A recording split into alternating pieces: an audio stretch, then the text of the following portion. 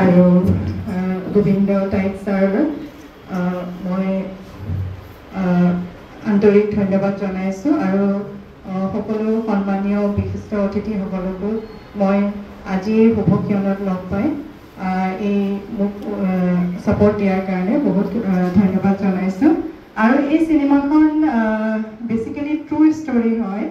আৰু প্ৰথমে মই মোৰ এটা সৰু পৰিচয় দি লওঁ মই দিল্লীত থাকোঁ আৰু মই একচুৱেলি ফুল টাইম মাদাৰ আৰু পাৰ্ট টাইম ফিল্ম মেকাৰ বুলি ক'ব পাৰোঁ মোৰ হাজবেণ্ড দিল্লী ইউনিভাৰ্চিটি হিন্দু কলেজৰ এছিষ্টেণ্ট প্ৰফেচৰ আৰু মই বেছি চিনেমা বনাবলৈ মই সুবিধা নাপাওঁ বছৰত মই এনেই টাৰ্গেট এটা কৰি লৈছোঁ যে এটা মই শ্বৰ্ট ফিল্ম বনাম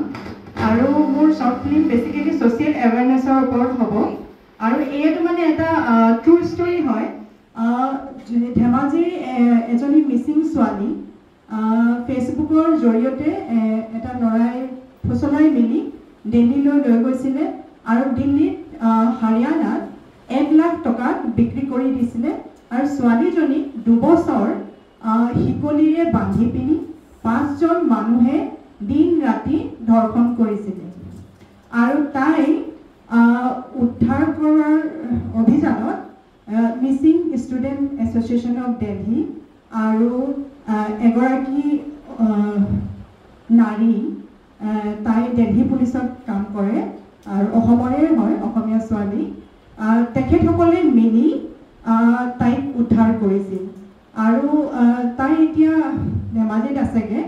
আৰু ধেমাজিত থাকিলেও তাই ইমানেই ডাঙৰ মানসিক ট্ৰমাত আছে যে তাই আজিলৈকে কোনো মানুহৰ লগতে ভালকৈ কথা পাতিব পৰা নাই আৰু 2 বছৰ শিকলিত বান্ধ খাই থকাৰ কাৰণে ভালকৈ খোজকাঢ়িবও পৰা নাই গতিকে মই এই মুভিখন ৰিলিজ কৰি আৰু তাই অকলেই নহয়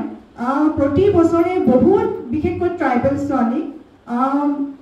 হেৰি কৰা হয় মানে হিউমেন ট্ৰেফিকিঙৰ মানৱ সৰবৰাহৰ জালত ফচাই পিনি হাৰিয়ানা UP সেইবিলাকত বিক্ৰী কৰা হয়